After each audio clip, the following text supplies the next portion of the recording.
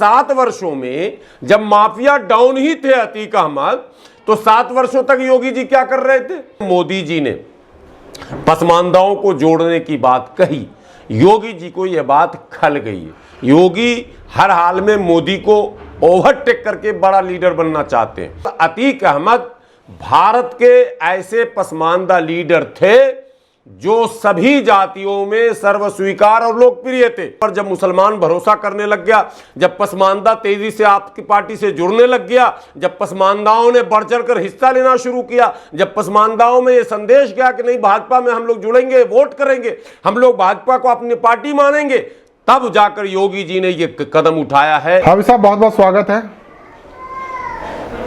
मैंने देखा आपको सभी चैनल पर आप अतीक के वाले मामले पे जो भी कुछ हुआ बयान दे रहे हैं। मेरा एक सवाल है, यहाँ पर 5 बार का विधायक, 1 बार का सांसद, जो एक तरह से कहीं पॉलिसी मेकर भी रहा, भाई कहीं कोई जीतता है, अगर पॉलिसी मेकर होता है उस इलाके का, उसके गांव वाले रो रहे हैं। और सुरक्षा में उस पर जो अपराध थे ठीक है, आपराधिक रिकॉर्ड थे ठीक है, कितना गलत मानते हैं इस चीज़ को? यूपी पुलिस से क्या कहना है, क्या सवालात हैं आपके? बहुत सारे सवाल आप जनता से कर रहे हैं, सरकारों से कर रहे हैं, आप हिंदुइस भी आपसे पूछना चाहता है, क्या राय है, क्या हुआ, क्यों हुआ? 2024 का इलेक्शन भी है, जो योगी जी के कट्टर समर्थक हैं वो जश्न भी मना रहे हैं, आतिशबाजी भी कर रहे हैं और कह रहे हैं बाबा ने बहुत सही किया। आखिर ये सब है क्या? देखिए, जितने सवाल आपने किए हैं, मैं समझता हूं उससे बहुत ज़्यादा सवाल आम जनता के जहन में लगातार आ रहा है जी। और ख़ास करके इलाहाबाद का जो हलका है, प्रयागराज का जो इलाका है, वहाँ के रहने वाले जो लोग भी हैं, उनके जहन में भी बहुत सारे सवालात आ रहे हैं कि आखिर ऐसा क्यों हुआ। और इस सवाल का जवाब तो देर सवेर योगी सरकार को देना पड़ेगा, चाहे वो जनता के बीच दें या फिर बड़ी अदालतों में दें, क्योंकि जवाब से बच तो नहीं सकते हैं वो। लेकिन एक बहुत बड़ी बात पॉलिटिकल में कहने जा रहा हूँ, और शायद इस पर किसी का जहन अभी तक गया नहीं गया। आपको हैरत होगी कि अतीक अहमद एक बहुत ही गरीब परिवार से आने वाले लोग हैं। अतीक अहमद के जो फादर थे वो रिक्शा टांगा चलाते थे, टांगा गद्दी बिरादरी है उनकी, गद्दी पसमानदा। अब आपको एक बात याद दिलाऊं तो आप कहेंगे कि आप कहां जा रहे हैं, कौन सी बात आप कर रहे हैं। आपको याद होगा कि पिछले कुछ महीनों से, कुछ महीने ही अभी कहेंगे, हैदराबाद में जो अधिवेशन था भारतीय जनता पार्टी का, उसमें प्रधानमंत्री जी ने मंच से ये कहा था कि मुसलमानों का एक तबका है जो पसमानदा है, जो मार्जिनलाइज्ड सेक्शन है, उस पर भारतीय जनता पार्टी फोकस करेगी और उसको मुख्य धारा से जोड़ने की जो भी रणनीति बनानी होगी वो बनाया जाएगा। और भारतीय जनता पार्टी के आम लोगों को मैं आदेश करता हूं कि वो पसमानदा मुसलमानों के बीच जाएं, उनका विश्वास जीतें, उनको पार्टी से जोड़ें, उनकी समस्याओं को सुनें और पार्टी तक पहुंचाएं। ये था प्रधानमंत्री जी का आदेश। यूपी में भी अधिवेशन हुआ है पसमानदा का। अब सुनिए, भारतीय जनता पार्टी ने करोड़ों रुपए खर्च करके उत्तर प्रदेश में, क्या पश्चिम और क्या पूरब और क्या लखनऊ, 50 बड़े प्रोग्राम उत्तर प्रदेश में हुए और दिल्ली में 10 बड़े प्रोग्राम हुए हैं भाजपा के देख रेख और निगरानी में। पसमानदा मुसलमानों के बातें वही की गई जो प्रधानमंत्री जी ने कही थी कि हमें आपसे हमदर्दी है, आपके साथ पिछली सरकारों ने इंसाफ नहीं किया, न्याय नहीं किया, आप मुख्यधारा से कटे हैं, मोदी जी आपको मुख्यधारा से जोड़ेंगे। यही बात थी, बिल्कुल। मुख्यधारा से मोदी जी जोड़ेंगे तो योगी जी को क्या परेशानी हो गई जब उत्तर प्रदेश में भी तमाम अधिवेशन हो रहे हैं, तमाम कॉन्फ्रेंस हो रहे हैं, तमाम पसमानदा की तंजीमें मुतहर्रिक हैं, पूरी तरह से एक्टिव हैं एकदम। अचानक योगी जी को मोदी जी के इस फार्मूले से क्या परेशानी हो गई? अब आप कहेंगे, आप मैं सब बता तो रहा हूं परेशानी क्या हो गई और क्या हो रहा। आपको यह बात समझनी चाहिए कि 7 साल होने वाले हैं, 8 साल। योगी जी 17 में आए थे, अब 23 खत्म होने वाला, कुछ दिन में गिनते गिनते खत्म हो जाएगा। इन 7 वर्षों में अतीक अहमद के ऊपर जो मुकदमे हैं, अतीक अहमद के ऊपर जितने भी मुकदमे हैं, 100 से अधिक मुकदमे हाई कोर्ट में क्वैश हो चुके हैं, FIR। ये लोगों को नहीं बताया जा रहा कि भाई एक FIR को क्वैश कराना एक टेढ़ी खीड़ है। लीगली मैं बता रहा हूं, जितने भी एडवोकेट और वकील सुन रहे होंगे उनसे पूछिए कि अगर किसी पर FIR हो जाए ऑलरेडी और उसके बाद उसको क्वैश करना हो तो क्या करेगा, कितनी लंबी प्रक्रिया है। 100 से अधिक एफआईआर क्वैश हुए हैं इलाहाबाद हाई कोर्ट में अतीक अहमद के खिलाफ। इसका मतलब वो फर्जी थे भाई। कोई भी एफआईआर आप जो विड्रॉ कर रहे हैं फर्जी है तभी तो, वरना क्वैश हो ही नहीं सकता। तो इसका मतलब है कि जब 100 से अधिक वो मुकदमे फर्जी थे तो ये मुकदमे की गारंटी मैं कैसे लूं कि ये सब के सब मुकदमे सही ही हैं? एक सवाल। दूसरी बात कि 7 वर्षों में जब माफिया डाउन ही थे अतीक अहमद, तो 7 वर्षों तक योगी जी क्या कर रहे थे? और 7 वर्षों में इससे पहले कितने माफिया को निपटाया कि इनका नंबर अब आया? अरे भाई 10-20 माफिया को निपटाते तो ये कहा जाता कि सीरियल वाइज चल रहा। विकास दुबे का इनकाउंटर हुआ, सारी दुनिया जानती है कि विकास दुबे के पास योगी जी का ऐसा राज था जिसको दफन करना जरूरी था, जिसके चक्कर में वो विकास दुबे मारा गया, वरना मारा नहीं जाता। ये एक बात आई।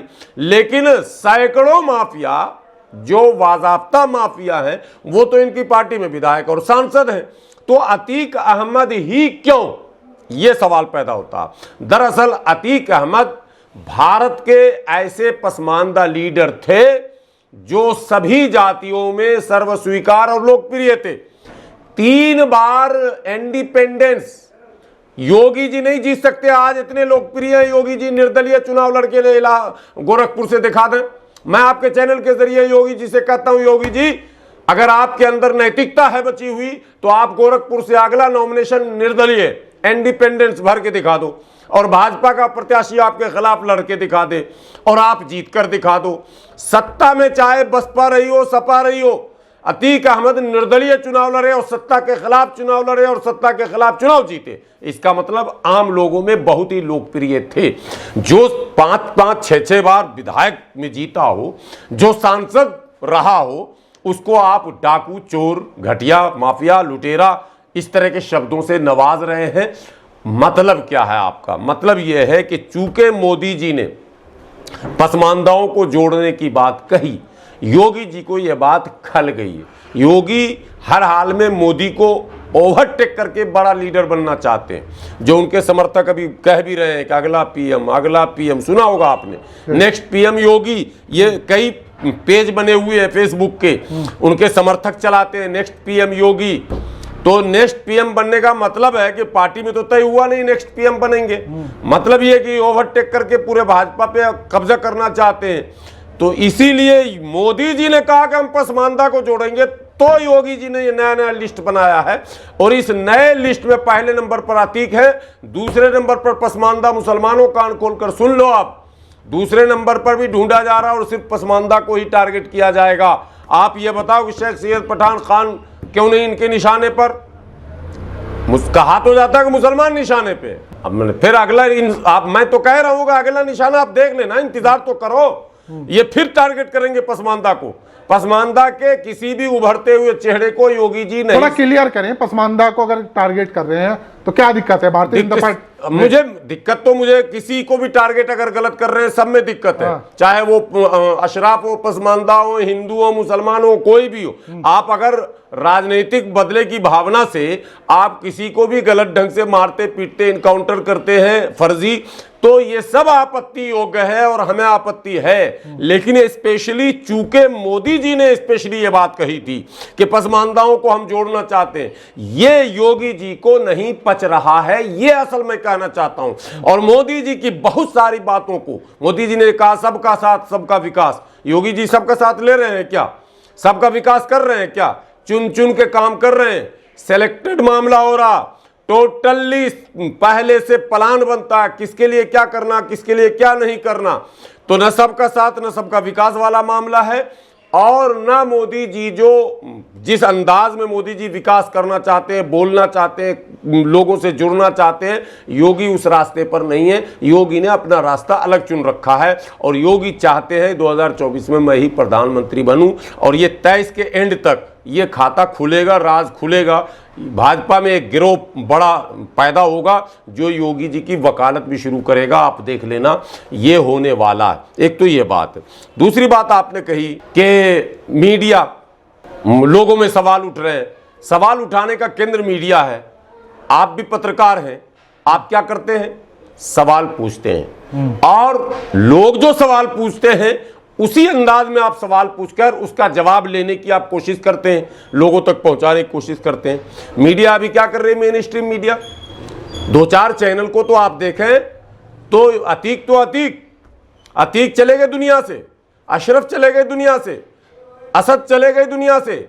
ये साहब अतीक के उन छोटे बच्चे जो नाबालिग है उनको भी अपराधी बना रहे हैं।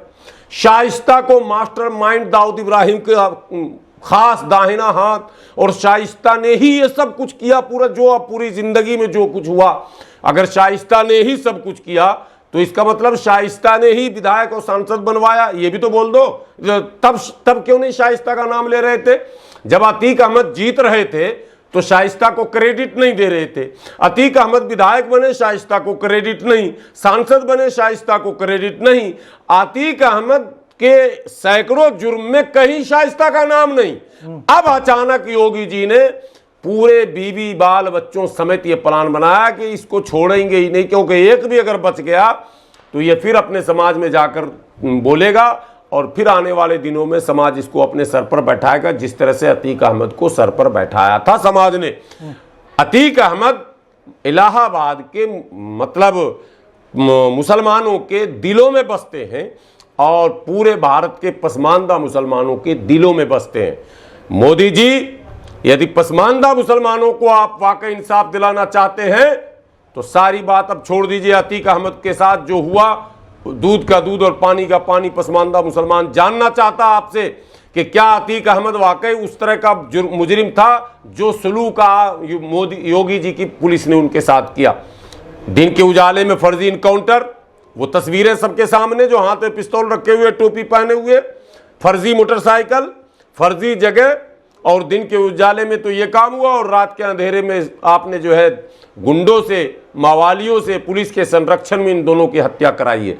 ये कोई छोटा वाकया नहीं है। भारत के इतिहास में किसी ऐसे माने लोगों को जो 3-3, 4-4, 5-5 बार विधायक रहा हो, 3 बार तो निर्दलीय जीता हो, जो सांसद रहा हो फूलपुर से, आप उसकी हत्या इस तरह से करवा रहे हैं, पुलिस के घेरे में हथकड़ी लगाकर जबरदस्ती। दोनों भाइयों को एक हाथ में एक हथकड़ी में बांध कर रखा गया था। क्या प्लान था, इसकी भी जांच होनी चाहिए। और क्या वाकई योगी जी मोदी जी के खिलाफ भी साजिश रच रहे हैं? ये मैं प्रधानमंत्री जी से विनती करूंगा कि आप सतर्क होकर इसकी भी जांच करें कि क्या वाकई जो आपने कहा है, जो आपने नारा दिया है, उसकी हवा निकालने में कहीं योगी जी तो नहीं भिड़े हुए हैं। योगी जी को कट्टर हिंदुत्ववादी चाहिए, जबकि आपने पूरी दुनिया के मंचों पर कहा है कि हम सबका साथ, सबका विकास करना चाहते हैं, सबको साथ लेकर चलना चाहते हैं, सबका प्रयास देश के विकास में होना चाहिए। आपके इन तमाम नारों पर जब मुसलमान भरोसा करने लग गया, जब पसमानदा तेजी से आपकी पार्टी से जुड़ने लग गया, जब पसमानदाओं ने बढ़ चढ़कर हिस्सा लेना शुरू किया, जब पसमानदाओं में यह संदेश गया कि नहीं भाजपा में हम लोग जुड़ेंगे, वोट करेंगे, हम लोग भाजपा को अपनी पार्टी मानेंगे, तब जाकर योगी जी ने यह कदम उठाया है। आज यकीन जानिए मोदी जी, पसमानदा निराश हो रहा है, उदास हो रहा है, और वो लोग जो पहले से तेजी से आपकी आवाज पर जुड़ चुके थे, वो भी ऐसे खड़े हो गए कि अब मैं क्या करूं, मैं समाज में जाकर क्या बोलूं। वोट तो समाज ही देगा। मोदी जी, समाज में मैसेज गलत जा रहा है, इसलिए इसमें आपको हस्तक्षेप करना पड़ेगा। आप यदि हस्तक्षेप नहीं करेंगे इस लड़ाई में, तो पसमानदाओं का विश्वास जो आपके प्रति जगा था वो डगमगा रहा है। ये ग्राउंड रिपोर्ट प्रधानमंत्री जी तक पहुंचाइए, ये भी मैं आपसे विनती करता हूं। मैं तो आपके दर्शकों को कहूंगा कि इतना शेयर करें कि ये बात वहां तक पहुंचे, प्रधानमंत्री जी तक ये किसी भी तरह खबर पहुंचे कि पसमानदाओं का विश्वास डगमगा रहा। नो डाउट के पसमानदा बड़ी तेजी से भारतीय जनता पार्टी की तरफ बढ़ रहा था। उनका झंडा डंडा उठाना शुरू, रैलियों में जाना शुरू, नेताओं के आगे पीछे जाना शुरू, तमाम काम शुरू हो चुके थे। 2024 में एक बड़ा तबका भारतीय जनता पार्टी को वोट करने का मन बना चुका था। ऐसी परिस्थिति में योगी आदित्यनाथ ने जो काम किया है वो पसमानदाओं के, मैं तो कहता हूं मोदी जी के इन सारे सपनों को चकनाचूर करने का काम किया है, उनके साथ विश्वासघात करने का काम किया है, और पसमानदाओं के मनोबल को नीचा दिखाने का काम किया है। बहुत बहुत शुक्रिया हाफिज साहब। किसी और एपिसोड में आपसे मुलाकात होगी। जनता पर छोड़ देते हैं, आप लोग इसे ज़्यादा से ज़्यादा शेयर कीजिएगा। मिलते हैं फिर किसी नई खबर के साथ।